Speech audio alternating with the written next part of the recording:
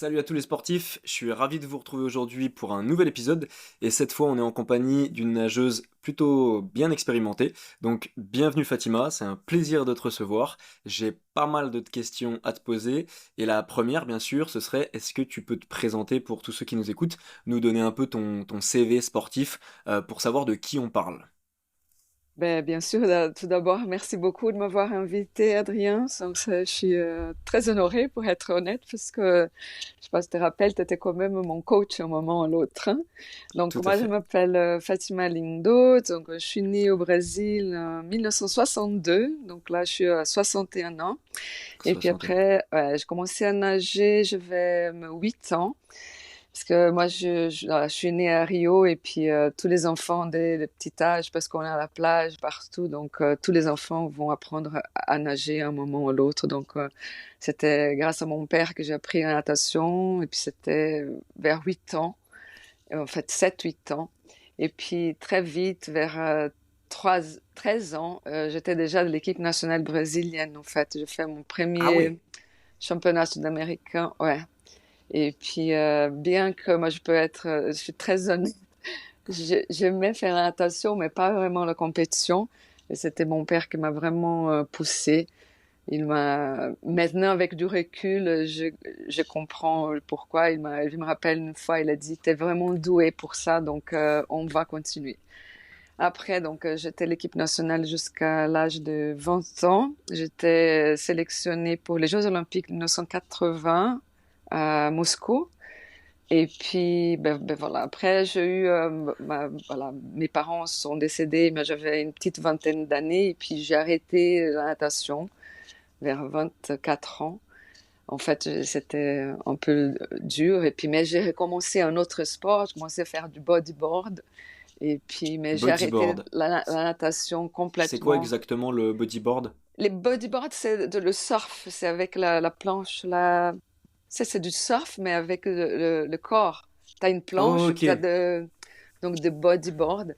Et j'ai commencé juste pour mon plaisir, et puis c'était génial, mais j'ai pas fait de compétition. Et d'accord. puis Mais voilà. donc à 20 ans, t'as déjà fait tes premières Jeux Olympiques finalement. Oui, exactement. Ouais, ouais, Waouh, 1980, j'avais 18 ans. Ouais. c'est arrivé super tôt, donc ça veut dire que comme disait ton papa finalement, t'as eu un bon potentiel tout de suite, dès les premières années de natation. Ouais, ouais. Donc j'étais assez bonne dans la technique en fait. Et puis tout de suite, mes entraîneurs, moi, je nageais les 4 nages en fait. Et puis ils m'ont tout de suite mis pour faire les 404 nages. C'est une épreuve la plus dure en fait de la natation parce qu'on nage 100 mètres de chaque nage. On commence avec le papillon. Et puis ben voilà, naturellement j'étais assez bonne. Donc ben voilà. Excellent. Et comment tu commences? Parce que tu me dis que tous les jeunes nagent là-bas au Brésil, mais du coup vous nagez en piscine ou vous nagez directement dans l'océan? Comment ça se passe? Ouais, non, j'ai eu de la chance on avait une maison qu'on dit, de vacances près de Rio. Et puis, dès vraiment toute petite, 3 ans, on jouait au bord de la mer, ça, c'est clair. Mais après, quand on revenait en ville, en fait, à Rio, mon père, il m'a mis dans une école de natation et puis dans une piscine. Et ben voilà. Ok. Ouais. Ah bah, c'est une surprise pour moi parce que déjà j'ignorais cette part de ta vie, on n'en avait pas forcément discuté à la salle de sport et je pensais qu'au Brésil c'était plus le football, tu vois, le classique, mais la natation ça fait aussi partie finalement du sport un peu classique au Brésil. Ouais, je veux dire, surtout les pays, Brésil est immense, mais tous les pays de bord de mer, les enfants, ils vont très très vite être à l'école de natation pour apprendre à nager, au moins à pas se noyer dans la mer. Mais Ok, c'est clair. À l'intérieur du Brésil, peut-être il y a d'autres sports, mais en tout cas, tous ces pays qui sont au bord de la mer, c'est très très jeune. Très très d'accord. jeune, on est déjà dans la piscine. Juste pour une idée, donc à l'école de natation que j'avais dans un club parmi milliers de clubs, il y avait 1700 enfants. Ok, ah ouais, c'est énorme. Donc la piscine, elle doit être forcément conséquente aussi, j'imagine. En fait, là-bas, sont les clubs, c'est un peu différent qu'en Suisse, sont les clubs de sport. C'est des clubs de foot, clubs de basket, c'est un énorme complexe sportif où il y a aussi plusieurs piscines, pour être très honnête. Donc, je passais par trois clubs, et puis les trois clubs, c'était tous des clubs de foot connus comme Flamengo, Fluminense. Si les gens connaissent le foot, ils vont savoir. D'accord. Et puis c'est un énorme complexe sportif, en fait. Ok, donc les clubs vont faire plusieurs sports et réunir des enfants dans plusieurs sports avec une grosse structure, avec des terrains de foot, avec des piscines, avec peut-être des terrains de basket, des choses comme ça, quoi. Exactement. Et puis, il y a aussi que ça fait aussi que les enfants, ils ont aussi la possibilité d'essayer d'autres sports. Moi, vers 11 ans, je voulais faire aussi la gymnastique artistique parce que comme on s'entraînait dans un bassin où il y avait aussi le plongeoir.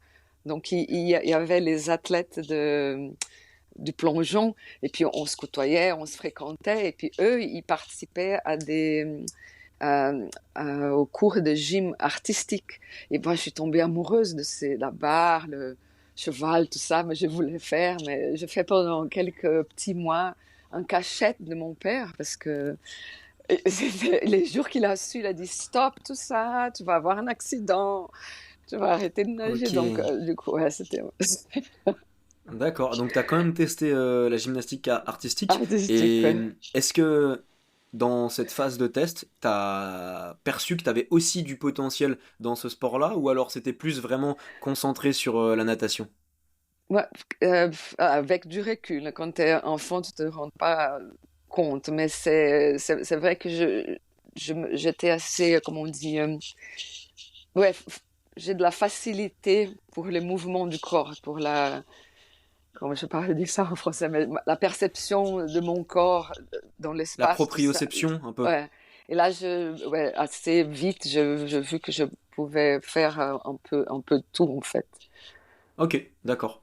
Et forcément, tu t'es dirigé vers la natation parce qu'il y avait l'influence de ton papa qui te poussait dans ce sport-là. Tout à fait, ça c'était tout à fait. Il y a un petit bémol, mais je n'ai jamais essayé un sport collectif, pas dans le qui a du contact. Et je ne sais pas pourquoi, par exemple le foot, je pourrais pas le faire. Le basket, qui je dois avoir un contact et peut-être faire mal à quelqu'un. Ça, c'est de ma tête, je ne sais pas pourquoi. Mais par exemple, le volleyball, je faisais à l'école, parce qu'à l'école primaire, secondaire au Brésil, on a aussi du sport. Et j'ai essayé le volley, c'est une espèce d'équipe, mais avec ma propre équipe. Ouais, J'ai pas besoin. Je sais pas si tu comprends ce que je veux dire. oui, oui, je vois parfaitement. Typiquement le rugby, le football, ouais, des sports un petit peu de contact où en tout cas tu vas aller proche de l'adversaire, c'est pas les Ouais. sports qui t'attirent. Non, pas pour moi. J'aime bien voir, mais pas. Je pourrais pas. Je n'ai jamais essayé ni. Non. Ok, Ça, c'est tout. bon. Bah, après, chacun Chaque- son choix, hein. Mais en Ouais, tout cas, ça ouais. veut dire que tu as commencé la natation assez tôt, poussé plutôt par ton père. Il a perçu que tu avais plutôt un bon potentiel, donc il t'a poussé là-dedans. Et comment ça arrive, cette histoire de Jeux Olympiques? C'est ton club se dit, ah ouais, Fatima, là, il y a vraiment quelque chose à faire et il te pousse à te qualifier, parce qu'il y a des tests à faire. Comment ça s'organise? Ouais, donc à l'époque, je pense que c'est un peu encore comme ça pour les jeunes. Je commençais à nager dans un club un peu de quartier. Et puis dès voilà, on commence à faire la compétition, 9 ans, 10 ans, j'étais déjà dans les petites compétitions comment dire, du canton, si on compare avec la Suisse. Ouais, Et puis après, après les autres clubs, les autres entraîneurs, ils voient voilà, que moi et d'autres du club, on commence à se développer, à avoir des premières places, faire des bons temps. Et puis, ils entraient en contact avec les parents, en fait. Et puis, les parents, et puis là, ils disaient, écoutez, c'est mieux peut-être pour votre fille de venir dans notre club. Ça, c'est un club un peu plus grand, dans un autre quartier, et qui, pour essayer de développer, parce qu'on a plus d'infrastructures, on peut voyager un peu plus. Et ça commence, donc j'ai fait 3 clubs comme ça, donc chaque étape de ma carrière, je peux dire, quand j'étais jusqu'à 11 ans, 12 ans, j'étais dans ces clubs-là, mon premier club, et puis après un autre club m'a pris, et c'est surtout les coachs, en fait, les entraîneurs qui attirent, Qui viennent te qui chercher en viennent fait. chercher, ouais. Et puis après, le troisième, et là, donc là, avec mon deuxième club, j'ai eu un excellent entraîneur qui m'a vraiment aidé énormément. Puis c'est là que j'ai commencé à faire un peu à sec, en fait, des entraînements à sec. J'ai encore un peu, pas de la musculation avec les poids et tout, mais un peu, ouais, c'était hors de l'eau, qui dans mon premier Entraînement à club, sec, tu veux ouais. dire c'est de la préparation physique en fait. Exact, exact. C'est ça que je veux dire. Donc, avec déjà à l'époque des élastiques, mais c'était pas des élastiques comme on a aujourd'hui, les bons élastiques, c'était comme des ressorts en fait. C'était un truc tout vieux, mais je parle de 50 ans en arrière. Puis des ressorts comme ça, un peu plus forts, plusieurs différences de Ouais. résistance en fait. Et puis, ben voilà, le gainage, tous ces trucs de base qu'on a pour la préparation physique hors de l'eau. Et c'est là, ça m'a fait. Le medicine ball, c'est balle, Ouais, le ballon là, ouais. tout ça, donc ces clubs-là, c'était tout neuf, ça pour moi. Et c'est vrai, quand tu as 12, 13 ans, là, ma amélioration, je peux dire, c'était genre en une année, juste, je gagnais genre 17 secondes dans un 400 mètres, c'est un truc Ok, ouais, énorme d'accord. parce que voilà, je développais un peu plus de force et puis ben voilà. Donc là, tes performances, à partir du moment où tu as commencé à faire de la prépa physique dans ton deuxième club, elles se sont vraiment développées de manière très importante. Et c'est à ces moments-là que tu as commencé à faire des premières places, des bons Exact. temps. Ouais, et là, c'est-à-dire, je suis partie du premier club pour les compétitions cantonales comme ça, au deuxième club, des compétitions nationales. Et c'est-à-dire, je commençais à nager à des championnats brésiliens, en fait, et pas juste du canton, par Donc exemple. national alors, ouais, ouais, national. National, ouais. Donc là, on fait la compétition pour le club dans une compétition nationale. C'est-à-dire, il y a le championnat brésilien à l'époque, donc plusieurs clubs vont là-bas. Et voilà, là, j'étais quelquefois la chance gagner, d'avoir la première place. J'ai battu un premier record brésilien. J'avais, ouais, 13 ans. Et puis du coup, là, sont les entraîneurs de l'équipe nationale qui vont piocher dans les clubs qui participent au championnat brésilien pour que certains nageurs fassent part de l'équipe nationale pour pouvoir faire des compétitions internationales. Ouais, les championnats, bah, Ouais. je sais pas s'il y a Amérique latine, mais en tout cas Oui, exactement. Il y a le championnat sud-américain et panaméricain. Les sud-américains, sont tous les pays de l'Amérique du Sud. Et puis Ok, après, il y a le panaméricain qui est un championnat de toutes les Amériques, Amérique du Nord, Amérique du Sud. ok. États-Unis, Canada, tout ça compris, quoi. Exactement. Et puis c'est là que mon troisième club entre en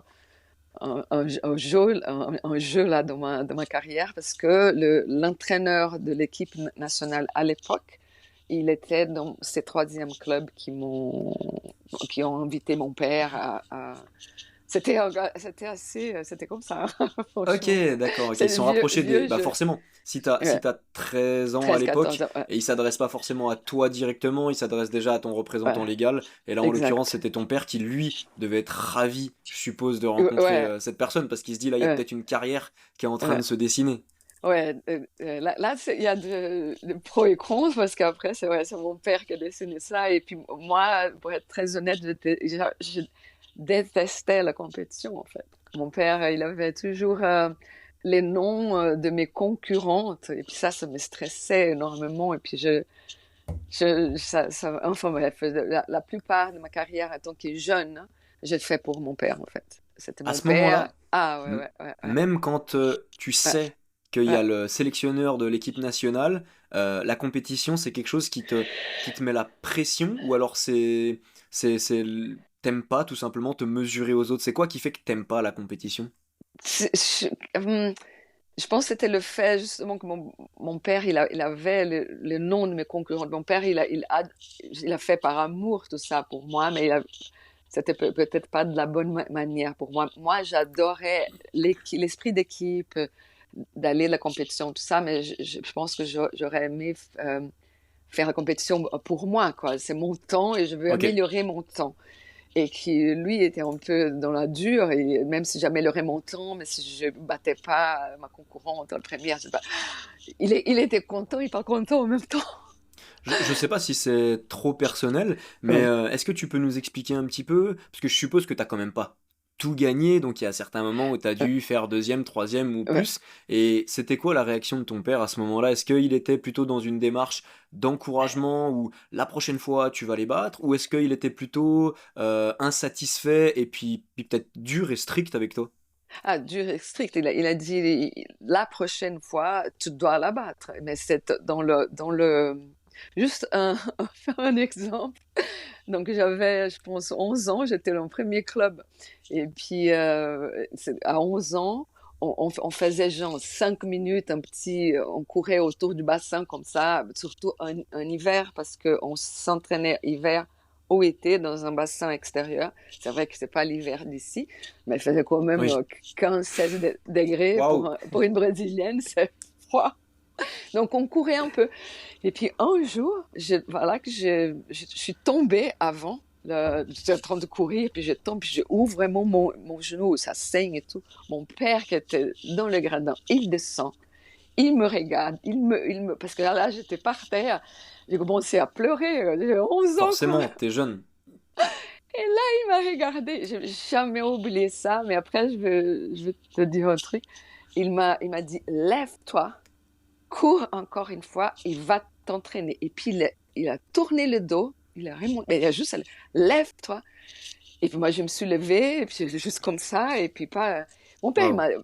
par contre, m'a jamais levé la main, mais c'était euh, dans son regard, et dans sa parole, dans l'accent qu'il mettait dans la parole. Et je me suis levée et puis j'ai continué. Et voilà, j'ai pris sur moi et voilà. Ah Mais ouais. ça, c'était un truc que j'utilisais pour toute ma vie, en fait. Chaque fois que dans ma vie, j'ai eu, parce que, comme tu dis, on a des hauts et des bas aussi. On n'a jamais été tout le temps au top, et dans la vie personnelle aussi. Et chaque fois que j'ai eu un moment que je me sentais en bas, j'ai toujours rebondi, en fait. En fait, ces moments-là de ma vie, c'était le moment que j'ai appris la résilience, en fait. Et D'accord. que j'utilise jusqu'à maintenant dans ma vie après. Voilà.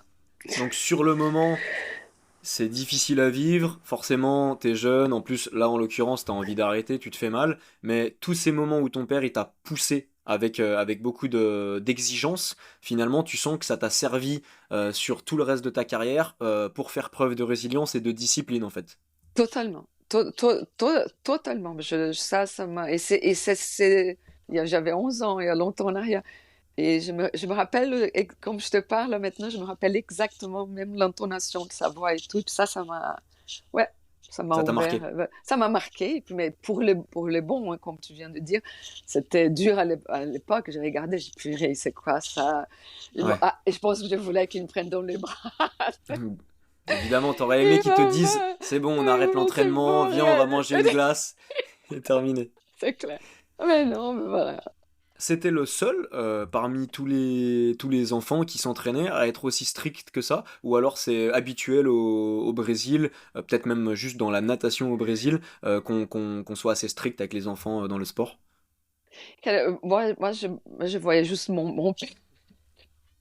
Et mon père, une fois, dans le deuxième club que j'étais, il était même l'entraîneur. Il a sorti du gradin parce que mon père, bien sûr, il était là. Il regardait tous mes entraînements. Et puis, depuis le haut de gradin, il disait, il faut mettre là. Et moi, je suis en train de nager. Donc ça. Et puis, l'entraîneur, il a foutu loin, loin, loin. Il a dit, mais plus jamais, José, tu viens voir ta fille s'entraîner. Ça Il l'a exclut viré. personne non grata. Ah mais ouais, non, il était impossible. Ah ouais, donc en plus, pendant la compétition, il hurlait, enfin pour t'encourager, je suppose, bien sûr, Ouais, mais il ah était à ouais. fond. Et dans les entraînements, il allait voir les entraînements, et même si on avait là mon deuxième club, on avait déjà deux coachs, hein, deux personnes, parce qu'on était quand même une trentaine de nageurs. Mais mon père, depuis le gradin, pendant l'entraînement, il me corrigeait. Donc, avec les deux coachs au bord du bassin, c'est la honte totale. Et il y a une question qui me vient maintenant et qui me paraît logique que je t'ai pas posée. Ton père, il était nageur de base, il était coach. Comment ça se fait qu'il Non, était aussi investi que ça, même sur l'aspect entraînement technique? mon père, il est né au Portugal et puis il était un super athlète dans le aviron et dans le cyclisme.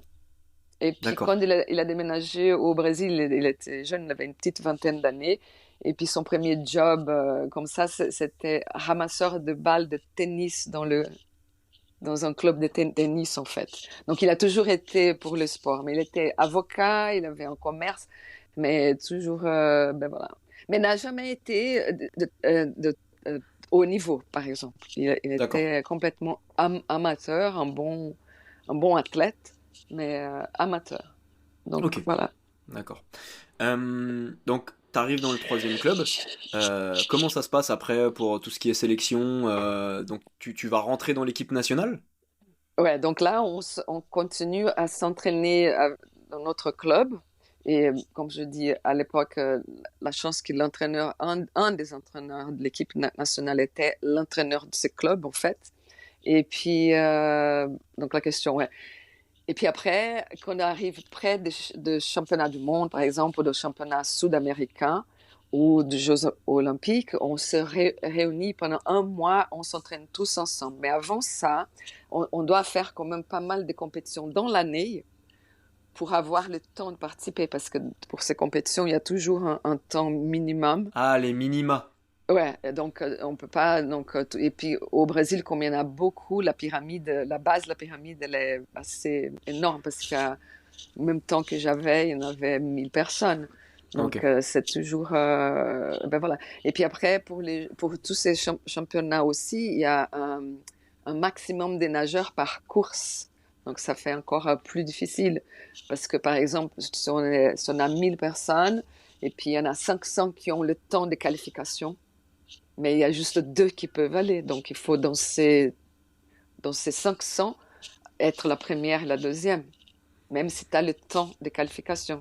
Ça, compris que je dis, ouais. D'accord, ouais. Ouais, Donc, ouais. si j'ai bien compris, étant donné qu'il y a beaucoup de nageurs au Brésil et en plus beaucoup qui ont potentiellement un assez bon niveau, il faut pouvoir départager les bons nageurs pour en sélectionner que quelques-uns qui vont participer au Ouais, championnat du monde sud-américain. Donc, la concurrence, elle est encore plus rude ouais, par rapport à d'autres pays où ça va être moins développé ouais. et il va y avoir de toute façon que quelques nageurs qui ont le niveau pour participer aux championnats internationaux, quoi.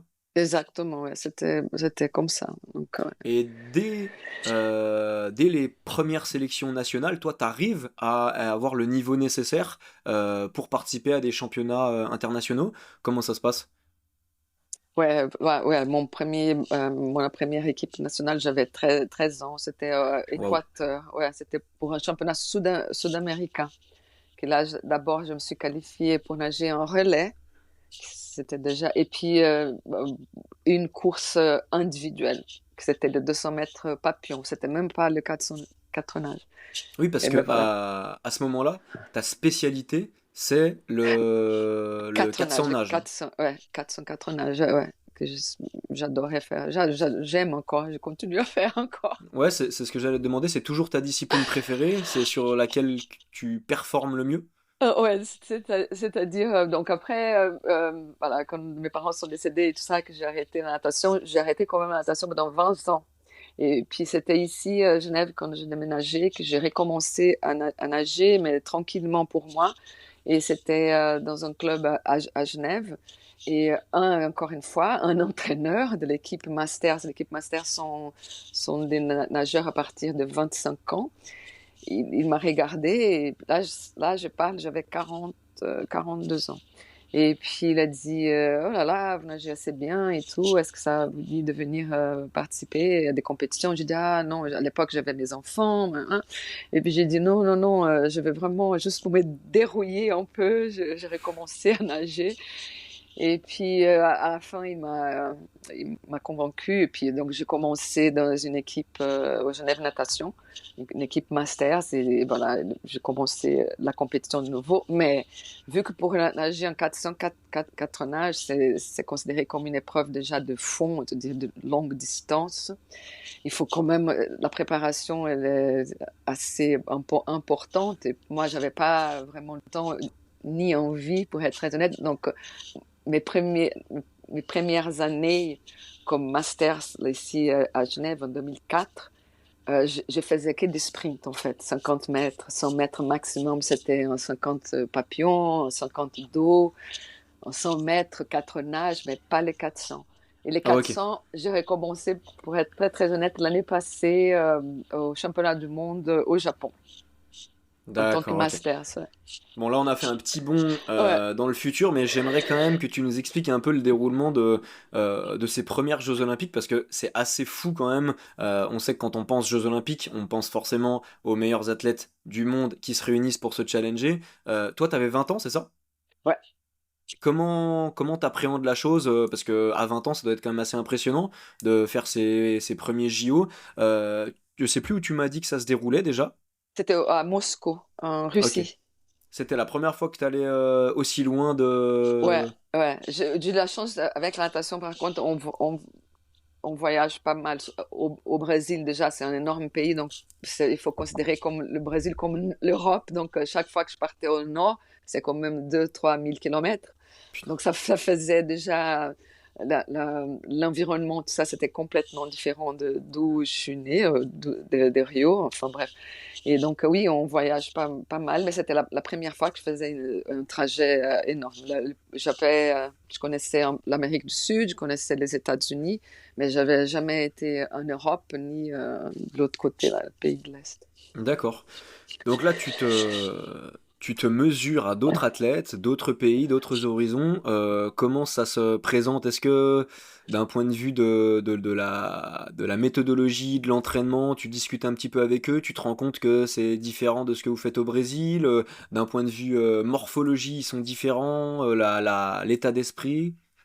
Donc, d'abord, pour aller au jeu ou un championnat du monde ou un championnat sud-américain, il faut quand même dire qu'à l'époque, déjà, l'équipe avait déjà un nutritionniste, un psychologue, un entraîneur pour les physiques. Donc, on était Préparateur physique. préparateur physique. Donc, on était assez, comment on dit, Accompagné. accompagné. Mais je peux pas nier que quand tu as 18 ou 20 ans. En fait, en fait, l'équipe, elle était jeune. On avait deux qui avaient plus de 20 ans. Donc, on est parti à 12. Mais Wow. tous les 12, on était entre 18 et 20 ans. Et c'était un peu trop d'excitation. Donc, on n'avait pas vraiment la maturité comment je fais pas la maturité de faire des échanges, comment vous entraîner. C'était la fête. C'était la fête. On était vraiment pour la fête. Et puis, c'est tellement énorme déjà d'être dans des logements. C'était énorme. Et donc, on était juste tout le temps en train de sourire et faire le truc, un peu de stress. Mais non, pas vraiment comme tu m'as demandé des échanges, on s'entraîne, non. Ça vient après quand on Avec rentre, l'âge. avec le débriefing, tout ça, avec l'âge, voilà. Ah, ok, d'accord. Donc vous partez à 12. Toi, tu pars sur quelle discipline, sur quelle distance du coup, pour Donc, les JO? les 404 nages Ah, et c'était le 404 nage, ok. un relais, ouais, ouais. Et Mm. un relais. Ben, par contre, on n'a jamais été en finale, c'est vraiment pas le top C'est les top, mais premières c'est JO, ouais, bien juste sûr. ouais, exactement. Et c'était vraiment pour participer. À l'époque, j'ai battu encore mon propre record brésilien. Donc, au moment de la compétition, pour moi, c'était déjà Bien incroyable. sûr. Ouais, ouais. Et comment tu en ressors de ces JO? Est-ce que là, par contre, ça te donne plus envie de persévérer dans la compétition par rapport à ce que tu avais vécu avant et qui était assez oppressant au regard de ton père qui était strict? Ou est-ce que tu ressors des JO toujours avec le même feeling du Oh non, c'est trop pénible de se mesurer à d'autres personnes. Ouais, c'était un peu. Je voulais continuer vraiment à cette époque-là. C'est vrai qu'après, l'esprit d'équipe, c'était un truc incroyable parce qu'on est des nageurs aussi de plusieurs États du Brésil, pas seulement de Rio. Donc, je faisais connaissance avec d'autres personnes. Et c'était la première fois pour moi aussi qu'il y avait autant de, ouais, comme on dit, l'esprit d'équipe, des échanges La entre l'équipe, cohésion. la cohésion, et puis et ça m'a fait énormément du bien. Donc, je vais. Mais après, ben voilà, la vie a fait que malheureusement, je perds mes parents l'année d'après de jeu, et puis j'ai tout arrêté en fait. J'avais plus mon père là, et puis du coup, c'était tout au même temps. Comme je dis, j'étais pas prête pour Oui, tout ça. Et j'ai arrêté complètement la natation de compétition et d'aller nager. C'est là que je change. J'ai continué dans la mer et j'ai fait le bodyboard. Et j'ai fait comme j'ai tout arrêté. Ouais. ok, d'accord. Voilà. Ouais. Euh, Au moment des jeux, comment ils s'organisent tes entraînements? Tu nages tous les jours? Tu nages... Tous les jours, 6 jours par semaine avec un jour de congé. Et on nage 2 fois par semaine. Donc, à 15 ans déjà, je nageais 2 fois par jour, c'est-à-dire à 5 heures du matin. On nage de 5 heures à 7 heures, 7h30 avant d'aller à l'école. Et puis après, on va à l'école parce qu'on fait des études quand même. Là, je suis ouais, entre l'école primaire et l'école secondaire. On dit le cycle ici. Et puis après, quand j'étais dans mon deuxième club, entre 2 heures et 4 heures, on allait faire la préparation physique. Dans la voiture, quand on sort du gymnase, on fait les devoirs. On rentre, on mange deux, trois petits trucs. Et à 6 heures du soir, on est de nouveau dans l'eau de 6 heures à 8 heures. Ah, c'est déjà un rythme d'athlète professionnel en fait Ouais. finalement. Ah, ouais, ça, c'était. Ouais. Donc, c'est-à-dire aussi que la vie sociale, c'est entre les athlètes, entre l'équipe. Bien sûr. J'avais pas comme une vie sociale avec les gens de l'école, mes amis de l'école, quoi. Oui, Ça forcément, c'est tu les vois pas beaucoup, t'es un peu un extraterrestre par rapport à eux. complètement. Parce que quand tu arrives avec tes cheveux mouillés à 7h30 le matin, que sentait l'éclat. Parce que parfois, pour être très honnête, on sortait de la piscine, je mettais juste au chouchou et on allait à l'école hein, parce qu'on n'avait pas vraiment le temps. Ok. Ouais. C'est Euh, c'est différent. ouais, j'imagine. Je pense que c'est deux mondes complètement différents qui se rencontrent. Et forcément, bah, comme tu le dis, tu as des interactions sociales principalement avec les nageurs que tu côtoies. Alors que les autres élèves, bah, ils sont pas dans le même paradigme, ils ont pas les mêmes activités. Donc on se comprend pas forcément. Non. Et puis ça, il y avait aussi juste un truc comme les enfants peuvent être, parce qu'il y a peut-être les gens qui vont se reconnaître là, comme les enfants peuvent être méchants, parce que moi, voilà, à 12, 13 ans, 14 ans, j'avais mes épaules comme un mec, quoi. Et donc c'était à l'école, t'imagines les petits bullying, ah là là, c'est un mec, un jour ça va changer de sexe, et c'était comme ça, déjà, je parle 50 ans en Ok. arrière. Déjà à cette Ouais. époque. Donc bon, Ah, ouais, c'est donc c'est de l'être humain. exactement, c'est l'être humain, c'est pas l'époque qui veut que les enfants sont durs Non, avec les autres. Bon. non, non, Ok. non. Enfin bref. Il y a une question aussi qui me vient. T'es athlète, donc de niveau international finalement. Est-ce qu'à ce moment-là, tu arrives à te dégager un revenu? Est-ce qu'il y a des sponsors? Comment ça se passe? Parce que c'est déjà beaucoup de temps, c'est une carrière qui se trace en toute logique. Comment ça se passe d'un point de vue financier? Bonne question parce que absolument rien. On n'avait absolument rien. C'était tous les parents qui sponsorisent les voyages, tout ça. Quand on partait avec l'équipe nationale, donc il faut être l'équipe nationale, là on avait un maillot de bain, je peux dire le nom d'une marque, Arena. Oui, bien sûr. Arena, je sais pas.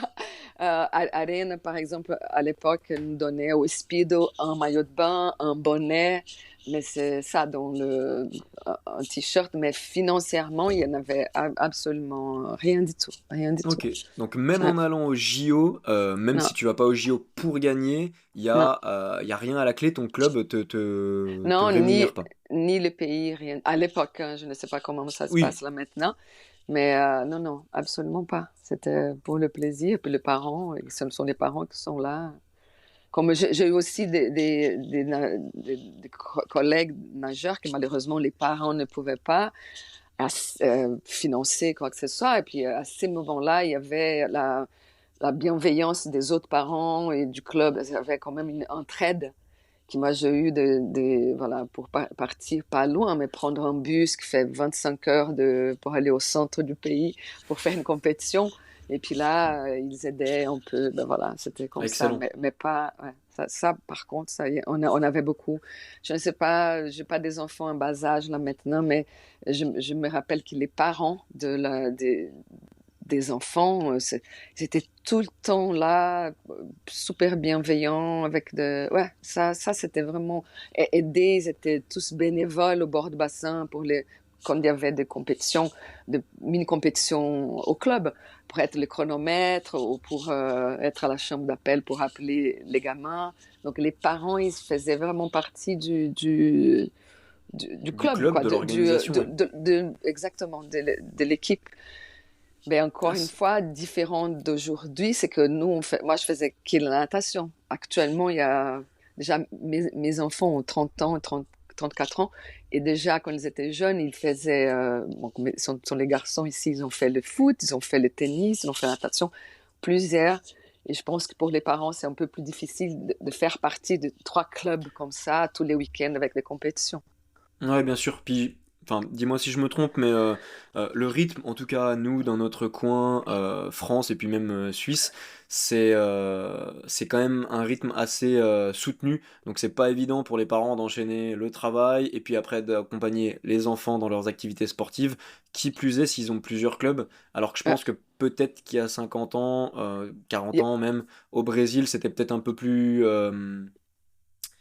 facile ouais. d'aller assister aux activités sportives. Ouais, tout à fait. Il y avait déjà le fait que pas toutes les mamans déjà elles ne travaillaient pas. Ma mère, en l'occurrence, elle travaillait avec mon père, mais il y avait plusieurs mamans, donc c'est un peu plus facile. Que là, actuellement, je pense qu'il y a quand même 90% de mamans qui travaillent. Oui, je pense aussi. Ok, donc on est post-JO, forcément, bon, problème de décès. Tu arrêtes la natation, tu passes sur potentiellement d'autres sports, bodyboard, etc. Et tu me dis que c'est 20 ans après que tu te remets à la natation par plaisir, par loisir à Genève, c'est ça, hein? Ouais, donc après, j'ai déménagé à Genève en 1992, et puis ben, je me suis mariée, j'ai eu les enfants et tout, et puis en 2004, vous croyez pas oui ou non. J'ai de nouveau malheureusement un souci privé, problème privé, et j'ai eu un rêve. Je rêvais de moi euh, jeune dans un bassin, dans une piscine. Et Fatima jeune regardait Fatima adulte en dehors du bassin, et puis Fatima jeune me disait mais viens nager avec moi. Et je me suis réveillée, je te parle, j'ai encore la chair du poule. Et je me suis réveillée et je suis rentrée sur Internet, j'ai tapé natation à Genève. Et là, je tombe sur le club Genève Natation à l'époque. Et je dis, allez, je vais tenter. Et c'était comme ça. Et je suis allée. Et d'un coup, une semaine après, il y a cet entraîneur qui était au bord du bassin pendant que je nageais avec le public. Et voilà, après, c'est l'histoire. Après, je suis rentrée dans le club Masters. J'ai connu mon actuel mari, en fait. Donc après, j'ai divorcé de mon mari, de mon Ok. ex-mari, et j'ai connu mon mari actuel, qui est nageur aussi. Et ben voilà. Et puis après, je n'ai jamais arrêté. Donc j'ai recommencé à nager en 2004. Et je nage jusqu'à maintenant. Extraordinaire cette histoire de rêve.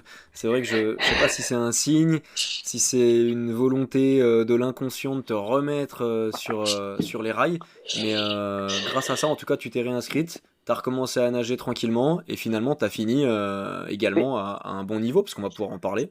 Exactement, et c'était ça, ces rêves, cette retour à la natation, ça a changé complètement ma vie. Elle a de nouveau rebondi, si je peux dire. Quand tu t'es remise à la natation et que tu as intégré l'équipe Master, avec donc un entraîneur, je suppose. Ouais. Est-ce qu'à ce moment-là, tu bénéficiais toujours de la discipline que t'avait transmise ton père, ou est-ce que c'était quand même un peu plus relax, parce que t'étais un peu plus sage, un peu plus de maturité? Bonne question. Donc, la discipline, moi, je l'ai jamais perdue. La discipline, pour moi, c'est la chose la plus importante, n'importe quelle, pour moi, dans le sport, dans la vie, tout, tout, tout.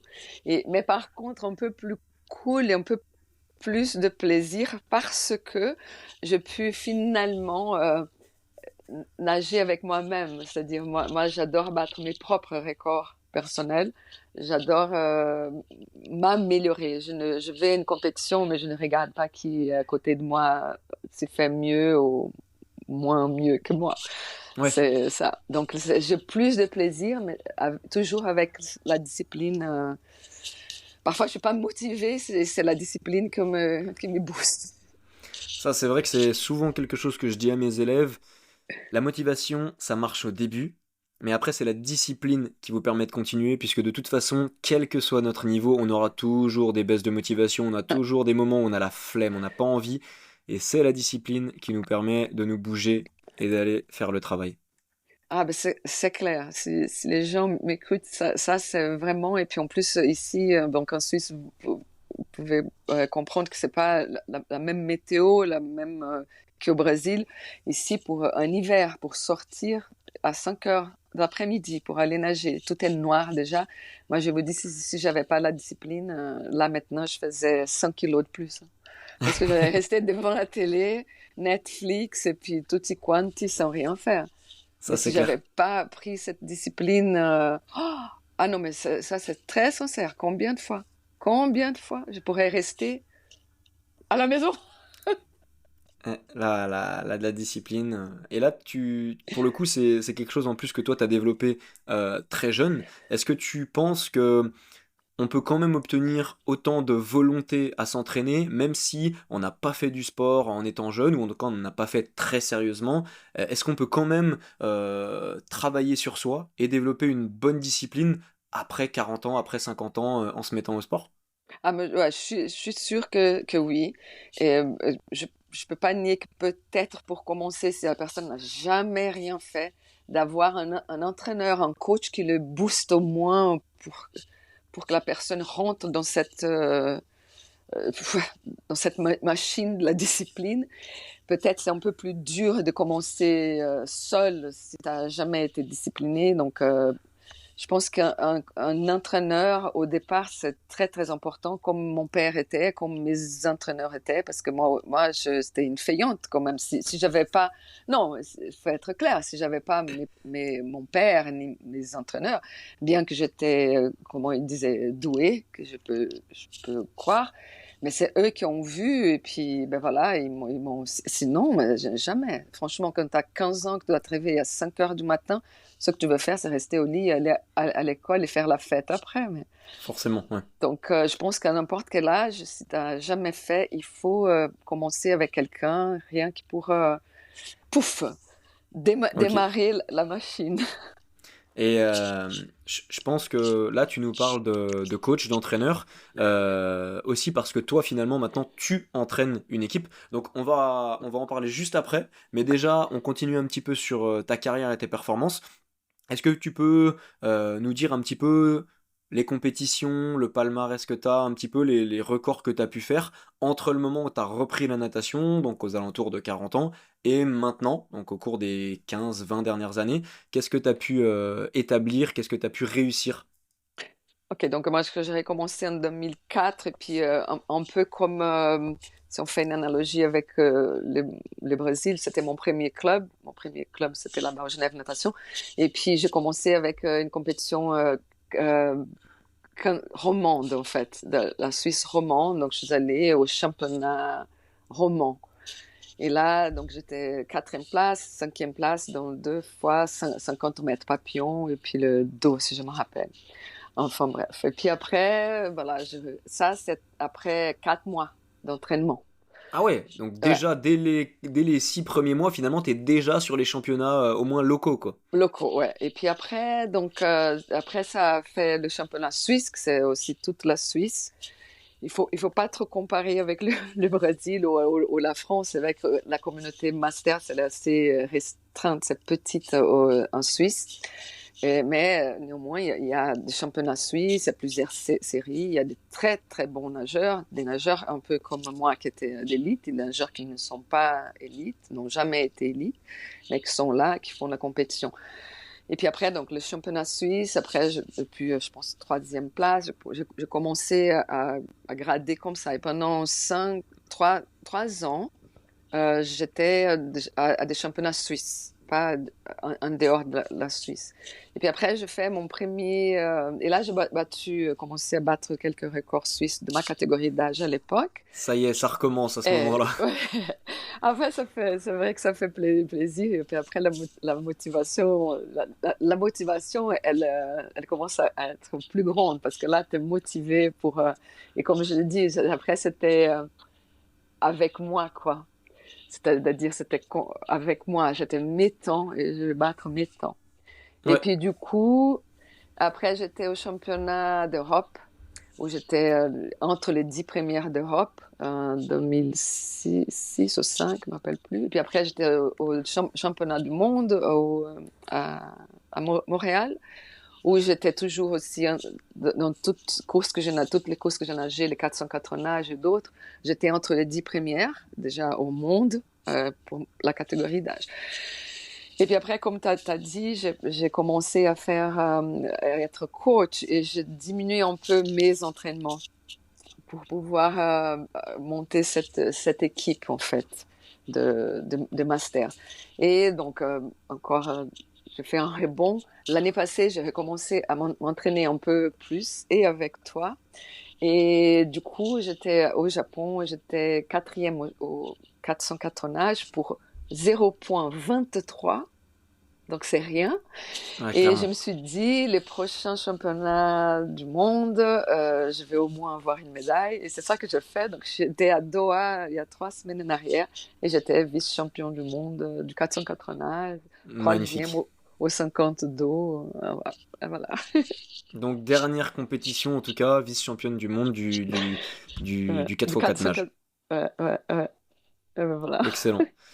Et bon, bah déjà, vous avez un petit aperçu du palmarès de Madame qui est quand même assez important, assez impressionnant, surtout que on sait que avec l'avancée dans l'âge, ben, on a un petit peu moins de temps pour s'entraîner, les performances peuvent décroître, et ben, on voit que c'est pas une obligation, puisque toi, tu t'es arrêté pendant quelques années, ça t'a pas empêché de reprendre et de revenir quasiment à ton top niveau finalement. Donc ça, c'est vraiment cool.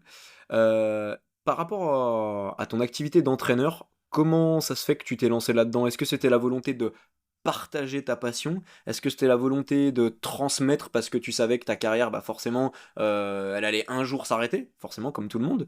Qu'est-ce qui fait que tu te lances dans l'entraînement? Adrien, on va juste faire une pause parce que je dois recharger mon téléphone. Ça Je vais marche, Attends, il n'y a pas de juste une souci. seconde. Attends, je T'inquiète, il vais. n'y a pas de problème. Moi, je t'entends là, hein. Ah, attends 2 secondes. Parce que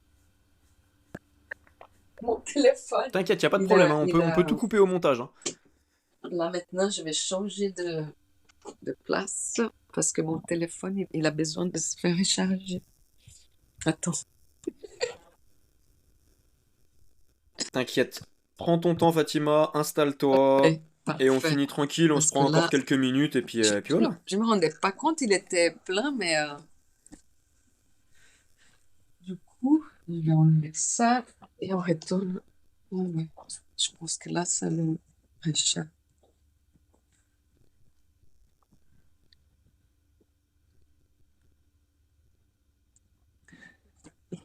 Et voilà. Ça va pas couper.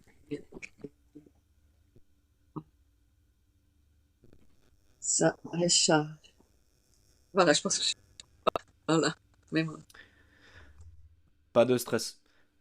Ok, En sachant parfait. que on t'entend bien, même si t'as Donc la pas les question, écouteurs, hein. c'est pourquoi je fais autre chose, je vais te dire. Ok? Euh,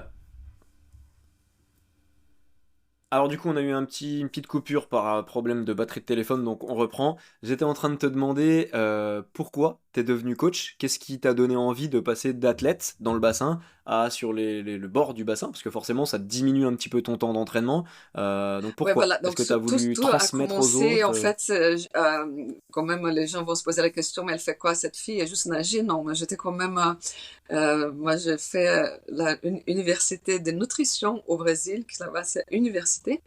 Et puis, ici, à Genève, j'ai travaillé à l'hôpital cantonal, comme soignante. Et j'étais, là-bas. Et un jour, il y a un de mes collègues qui me dit, écoute, je nage dans un club, plein les watts, et puis je te vois, il m'a dit comme ça, il s'appelle Alex Barina, il a dit, et je te vois donner des cours pour les enfants. Et je dis, Alex, donner des cours pour les enfants et tout.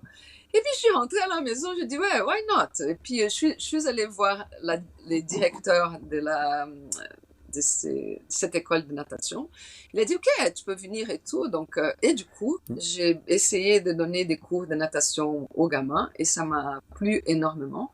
Et ça m'a aidé aussi à faire une passerelle parce que je voulais quand même prendre la retraite un peu anticipée dans mon métier à l'hôpital. Et je me suis dit, pourquoi pas? Et donc après, donc je fais des cours à la Fédération suisse de natation pour être moniteur de sport et spécialisé en natation. Et je fais ça et j'ai commencé à donner des cours. J'étais monitrice de natation au club de natation de Plain-les-Ouates. Et ça, j'ai fait pendant une année. Au bout d'une année, le directeur, il m'a dit, je dois prendre ma retraite. Est-ce que tu veux prendre la direction de l'école de natation? Et j'ai dit, écoute, moi, ce que j'aime bien, c'est être au bord du bassin avec les gamins. Je faisais les deux métiers. Hein. Je travaillais à l'hôpital et je faisais quelques heures là-bas comme moniteur. Et puis, du coup, j'ai pris l'école de natation, la direction de l'école de natation. Mais tout de suite, m'a pas plu parce qu'il y avait du coup trop de boulot administratif parce qu'il y avait quand même 300 gamins et du coup de petit à petit j'ai dû m'éloigner du bord du bassin et ça m'a pas plu du tout. Entre-temps, pour faire court l'histoire, j'ai commencé à m'entraîner au Masters de Plain-les-Ouates. J'ai quitté Genève Natation et j'ai commencé à nager à Plain-les-Ouates comme Masters. Il y avait un coach et j'ai dit écoute, je suis nageuse et ben et comme ça, j'étais tout le temps sur place à la piscine de Plain-les-Ouates pour mon fils. C'est Ouais, plus facile, ouais. ouais. Forcément, tu peux Et puis conjuguer ton donc pendant activité quelques mois, d'entraîneur et d'athlète. je m'entraînais avec cette personne et tout. Et puis il a eu un souci privé et du jour au lendemain, ce monsieur, il a quitté l'équipe qui faisait 10 ans qu'il donnait des entraînements. Enfin bref, on ne peut pas expliquer le pourquoi. Et du coup, j'ai envoyé un email au comité du club. Il dit, écoutez, il nous reste un mois pour aller au championnat suisse, parce qu'on allait au championnat suisse Masters. Comme je donnais déjà des entraînements aux petits, j'ai dit, écoutez, je veux prendre l'équipe Masters pour ces mois-ci pour qu'on puisse continuer la préparation pour les championnats suisses, parce que là, on parle là maintenant de 13 athlètes qui vont au championnat suisse, qui veulent battre des records et tout ça, on ne peut pas couper, enfin bref. Et j'ai commencé, et j'ai 1 mois, 2 mois, 3 mois, et là ça fait 10 ans.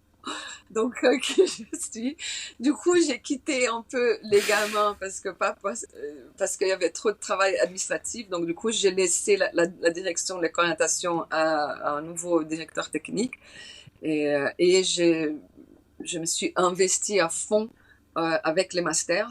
Et de petit à petit, j'ai diminué mon taux d'activité à l'hôpital. Et à la fin, je travaillais 50% à l'hôpital et 50% et 100% à Plain-les-Ouates, au club. Et comme ça, j'ai pu prendre ma Au retraite club. anticipée il y a Ok. déjà 3 ans. Et puis maintenant, je suis qui avec l'équipe de Plain-les-Ouates, de ma. Exact. D'accord.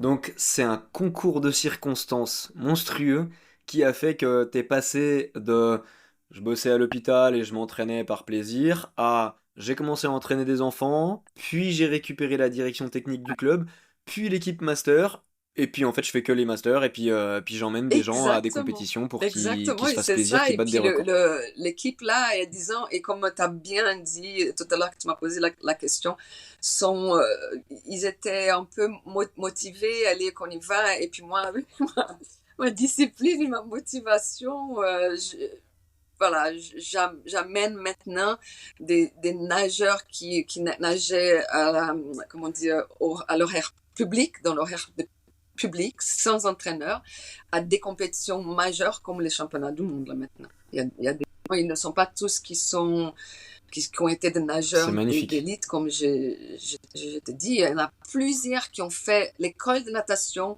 qui ont arrêté vers 15-16 ans, parce que c'est l'âge qui, normalement, si tu ne fais pas la compétition de haut niveau, tu t'arrêtes. Parce qu'après, il n'y a même pas de place. Ça, c'est un truc aussi un peu triste, parce que si tu fais pas de la compétition, il y a pas de place dans un club pour qu'un jeune adolescent fasse juste le sport.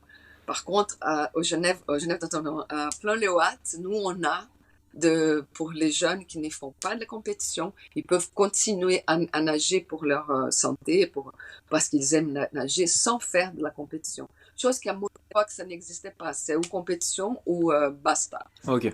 Et ça c'est aussi important de dire. Ouais. Ok, d'accord. Donc, du Et coup, à l'heure actuelle, là, du coup, tu entraînes combien on est d'athlètes, toi? 50 athlètes. Ouais, on nage 3 fois Waouh, ok. par semaine, 2 heures. Et on fait de la préparation physique en salle de gym sur place à Plain-les-Ouates 2 fois par semaine.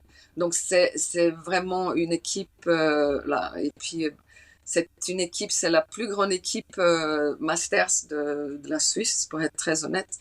On a plus d'une dizaine de nationalités différentes. On a une quinzaine de métiers différents. Et l'âge, c'est entre 25, parce que pour être un master, ça commence à 25 ans. Et le plus âgée, elle a 73 ans. Et 73 ans. Elle est 2 fois championne du monde en plus. 73 ans. Waouh! Donc dans sa catégorie d'âge, Ah, il mais y a c'est clair. encore des Là, à compétiteurs Doha quand même qui et se partout, mais mesurent si à tu l'échelle regardes mondiale. sur Internet, vous allez voir que la dernière age group, catégorie d'âge, c'est 95 plus.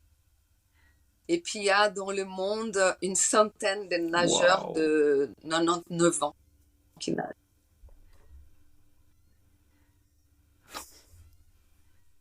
C'est magnifique. Franchement, c'est extraordinaire. Enfin, je sais pas si les gens se rendent compte, Exact. mais après 95 ans, déjà, faut y arriver. Faut y arriver en bonne santé.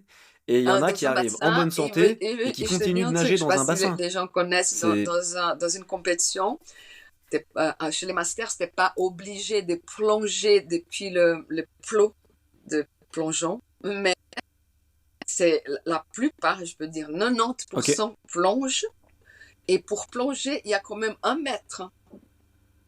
Donc il faut, ouais, c'est pas sauter, Entre la c'est surface de l'eau plonger, et le mettre tes bras plongeoir. devant, mettre ta tête et rentrer dans l'eau comme ça. Et puis voilà, t'as 90 ans et puis voilà. Tu le fais. Et donc, la Elle dame plonge complètement, qui a mais tu vas, 70 ans, elle plonge aussi? j'aurais dû l'inviter. Elle est incroyable. Ça c'est le prochain invité si tu veux. Elle est incroyable. Elle aussi, elle a fait la natation, pas Ouais, à haut c'est niveau, clair. mais elle a toujours aimé nager. Elle a fait quelques compétitions. Et puis là, elle est venue dans notre club parce que à l'époque du Covid, elle est française, elle habite près d'Annecy. Et à l'époque du Covid, son club ne donnait plus d'entraînement. Et puis si en Suisse, c'était un peu plus souple. Et puis on pouvait faire avec un maximum de nageurs, c'était 5 par séance. Il fallait que un nageur par ligne d'eau, donc on faisait un tournus parmi les 50 personnes pour pouvoir continuer à nager. Et puis elle a dit, est-ce que je peux venir? J'ai dit, bah oui, elle a jamais lâché parce que c'est devenu une communauté maintenant. Ah ouais, ouais, là, on Elle était est à pas Madère, repartie on et était maintenant elle fait partie à intégrante Doha, on était au du Japon, club. elle est partout avec nous et championne, ouais. Elle a- Excellent. Il y avait une question que j'avais l'intention de te poser, c'est est-ce que tu as des anecdotes particulières liées à ton sport, qu'est la natation, que tu pourrais nous raconter? Alors, je t'ai pas demandé de préparer cette question, donc là, c'est un petit peu sur le vif, mais est-ce qu'il y a des choses particulières que tu as pu voir, que tu as pu vivre dans un contexte de compétition? Euh, Ça peut paraître ridicule, mais par exemple, moi, il y a une question que je me pose. J'ai fait de la natation au cours de mes études universitaires dans le sport, et on n'était pas des grands experts, on était en train de se former sur différents sports, mais on nageait et même si on était sportif, ça nous arrivait forcément de boire la tasse, d'avoir des crampes, des choses comme ça. Est-ce que toi, en tant que nageuse d'un haut niveau quand même, ça peut Clair, arriver de ça c'est boire la clair, tasse ça peut pendant même l'épreuve en arriver. Par compétition? exemple, mon mari, que tu le connais, il est champion du monde, machin truc. Et lui, il n'y a pas plus tard que l'année passée, on faisait une compétition et puis il nageait. Et dans le bassin, il y a à chaque, comment on dit, 5 mètres, dans un bord et l'autre, à 5 mètres près, il y a des flags, des drapeaux. C'est quand on nage le dos, on sait qu'on regarde Oui, les drapeaux de 5 mètres et quand tu es un bon nageur, pour tu savoir sais où tu en es. exactement combien de tractions tu vas faire pour arriver au bord. Comme ça, tu ne perds pas le temps. Mais ça, ce sont les entraînements. Et puis, avant ces 5 mètres, il y avait aussi qu'on appelle la ligne de départ, des faux départs. À 15 mètres, il y avait aussi s'il y a un faux départ, on lâche cette ligne, elle tombe dans l'eau et les athlètes ils touchent la ligne et tous s'arrêtent. Et puis, on refaire le départ. Ils Ça savent qu'il n'existe faut plus. Mais s'arrêter et lui, qu'il faut reprendre. mais nageur chevronné, il est en train de nager et puis il voit cette ligne de 15 mètres. Il compte les 3 tractions pour tourner, mais il était encore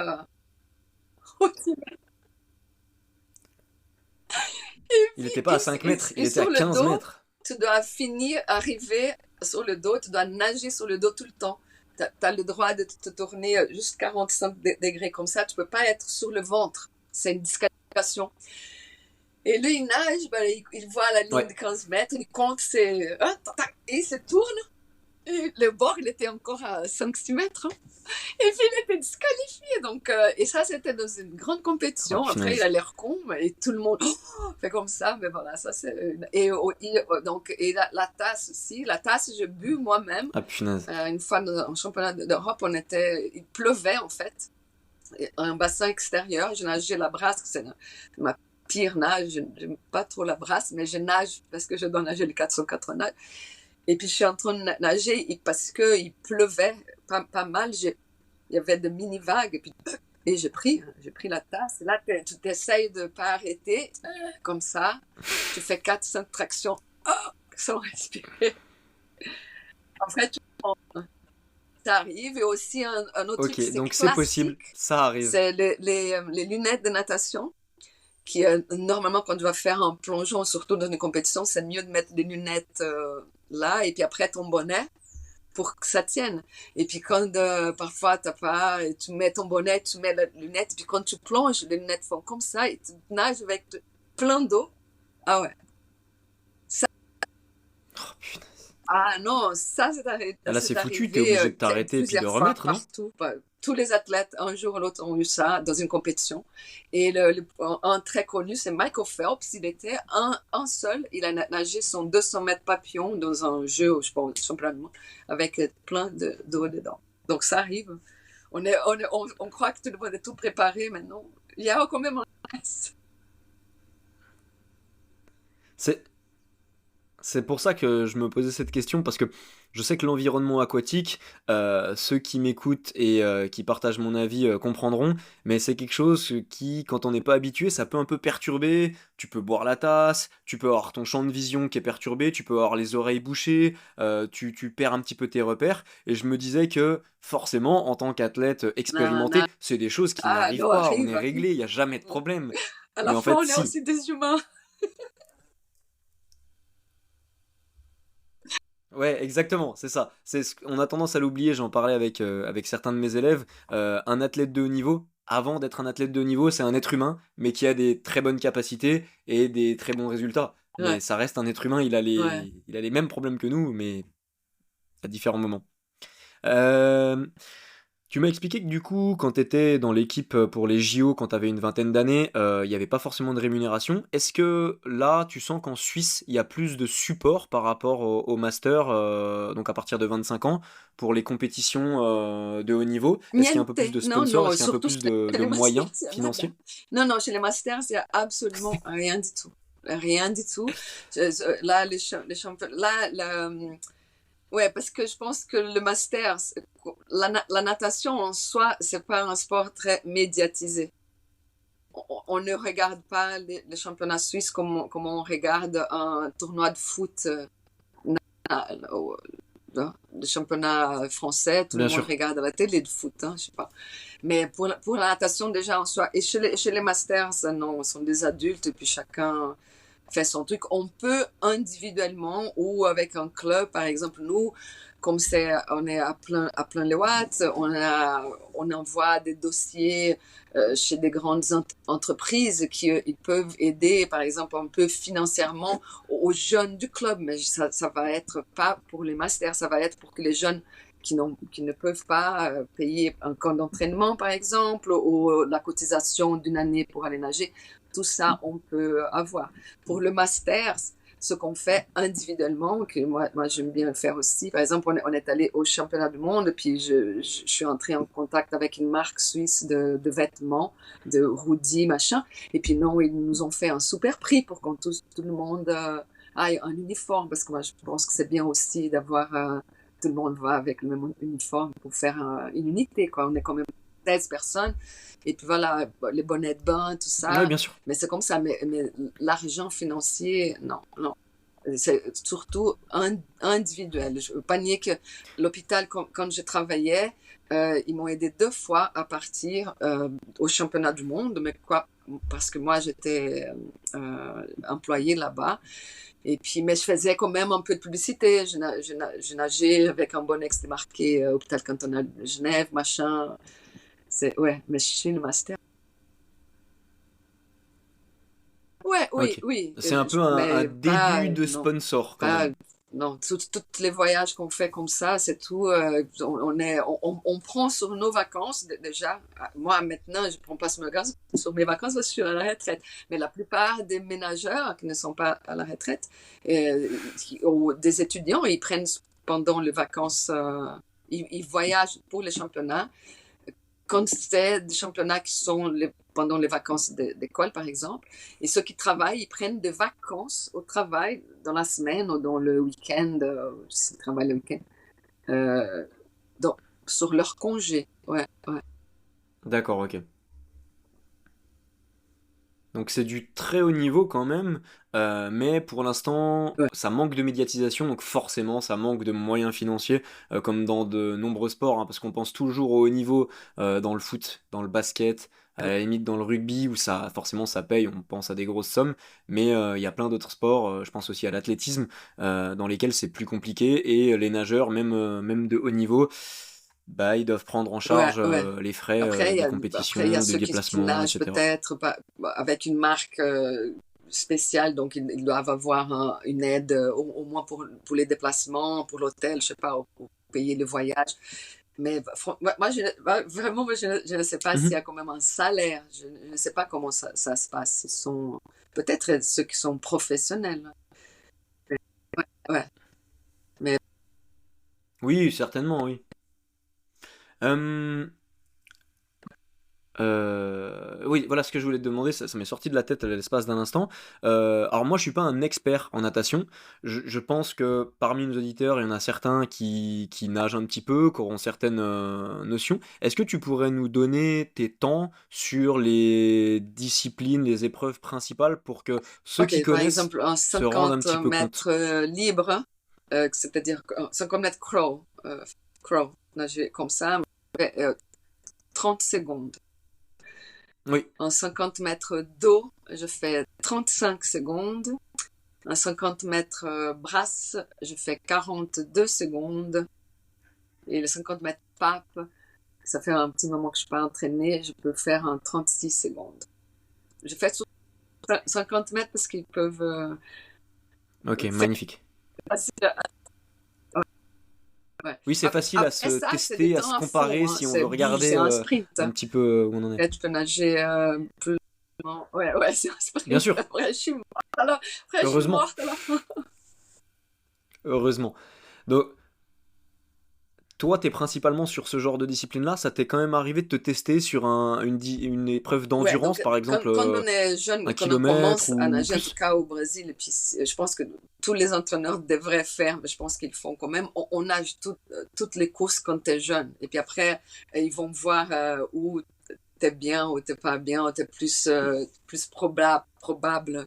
Donc moi, jeune, je faisais des 50 mètres et ils ont tout de suite vu que c'était pas pour moi. J'étais plus endurante. Et donc c'est pour ça que j'ai nagé les 404 nages, les 200 papillons. 200 libres, je n'aimais pas trop. Mhm. 204 nages, j'adorais. Et puis, ben voilà, ben oui, j'ai déjà nagé 800, 400, tout ça, tout ça.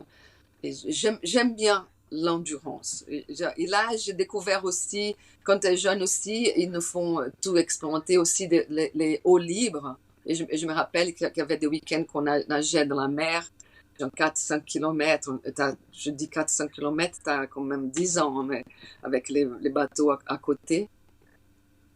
Ouais, super intense. Là, j'ai Ça doit fait, être l'âge hyper intense, adulte, hein. j'ai fait quelques 3 kilomètres, 2 kilomètres, 1 kilomètre, un eau libre. Ça c'est aussi. J'aime bien la mer, par contre, ouais, l'océan. J'aime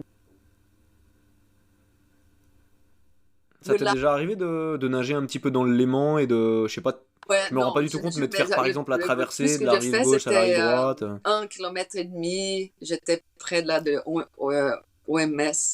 Là, pour arriver au Paquis, c'était 1 kilomètre Ouais, et demi et c'était dans le cadre d'un truc pour la charité. Donc, on devrait nager et puis les gens, ils sponsorisaient mes oui, kilomètres. Et c'était ça j'ai fait. Le lac, c'est d'accord. spécial. Moi, je préfère la mer qui est plus ouverte. Ok, d'accord, c'est intéressant. J'aurais pensé que comme c'est Ah un milieu non, un peu moi, plus ouvert, c'était à peu j'adore près la même chose, l'océan, mais non, toi, les mouvements, tu préfères la mer. je préfère. Ouais. Le- C'est l'eau salée peut-être ouais, aussi peut-être, parce que le qui lac change un ici, tu petit vois peu rien au l'aspect. fond. Je sais pas. Non, non, mais je préfère. Je suis née au bord de la mer, moi, j'adore la mer. Ok. Et ça t'a jamais motivé, par exemple, le triathlon, donc un sport qui Ouais, intègre de la moi, natation, mais je qui n'est pas déteste composé que de courir. natation?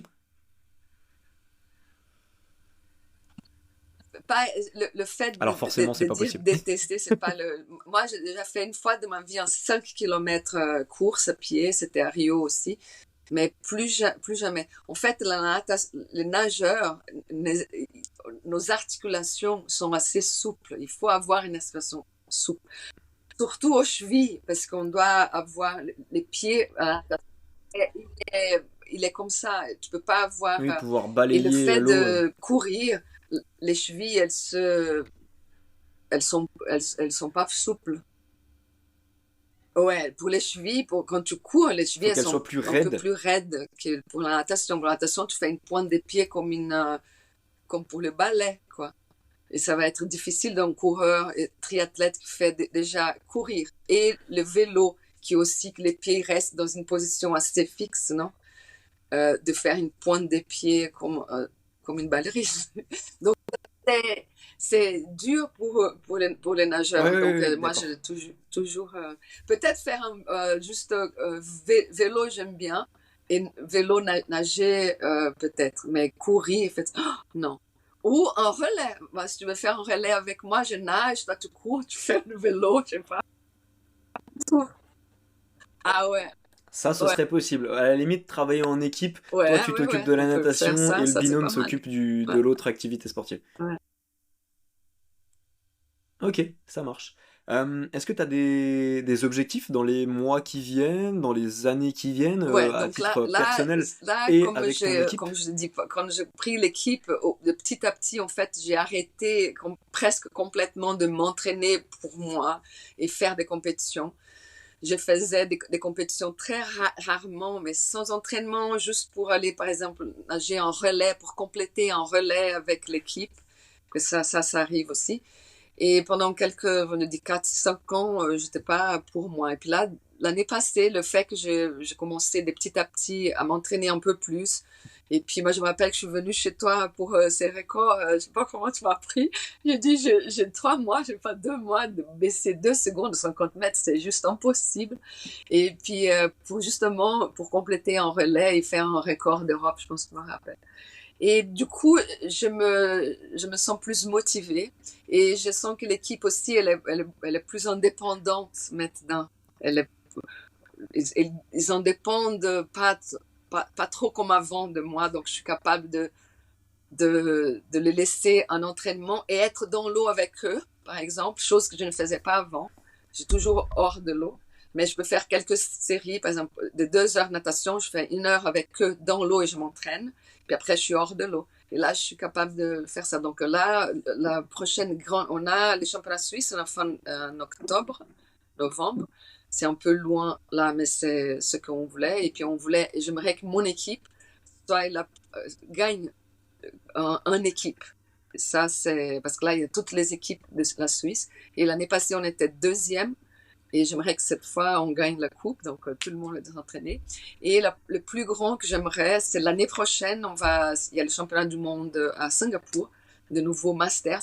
Et j'aimerais prendre le maximum de nageurs et puis moi-même d'aller faire la compétition là-bas de nouveau. Ouais. Donc, c'est une année, quelques Participer. mois Ok. d'entraînement là. Discipline. Ouais, Donc là, focus championnat suisse fin de ouais, l'année et championnat du monde à Singapour l'année ouais, prochaine ouais, pour tout exactement. le monde Ouais, si possible, quoi. En tout cas, ouais. le maximum de nageurs.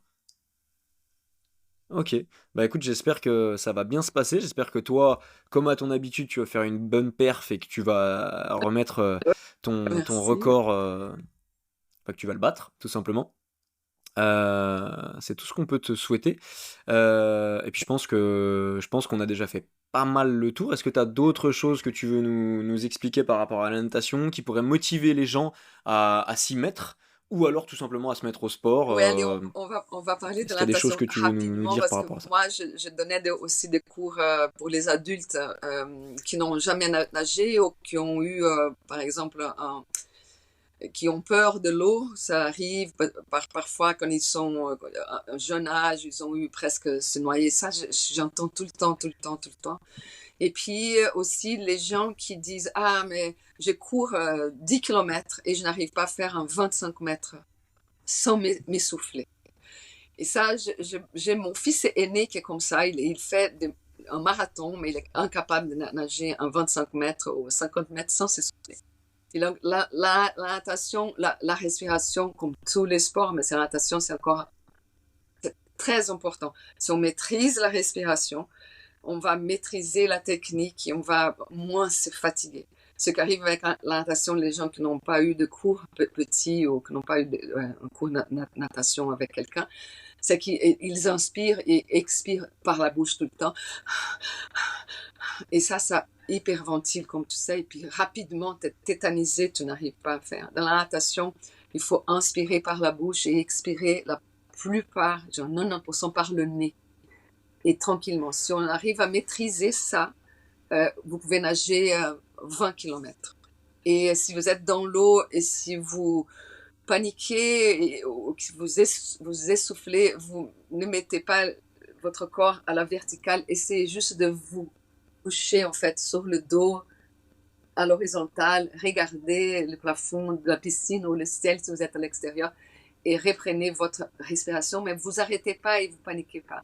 C'est juste reprendre la respiration. Et ça, c'est un conseil que je donne parce que c'est vraiment tout le monde vient. Ah, je nage, j'arrive pas à faire 3.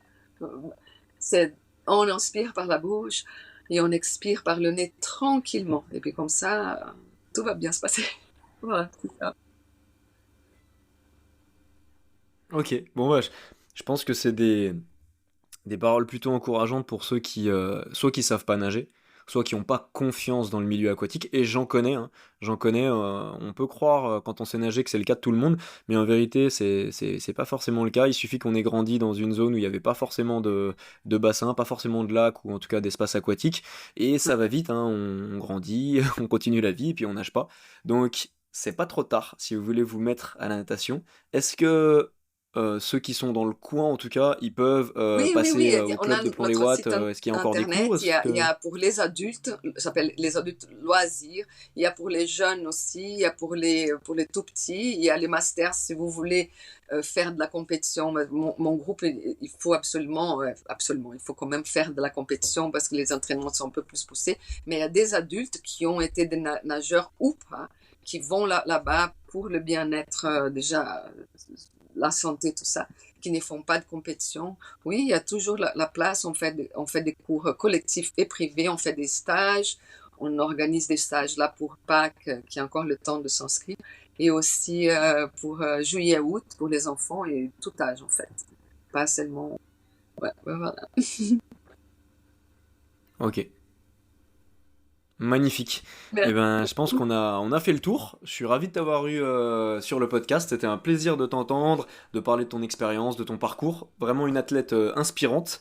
Et je pense qu'il y a encore des belles années qui Merci arrivent, beaucoup. que Merci ce soit pour beaucoup. toi ou pour ton équipe. Donc ça, c'est vraiment super cool. Merci à tous de nous Ciao. avoir écoutés et puis on se retrouve pour un prochain épisode. Ciao!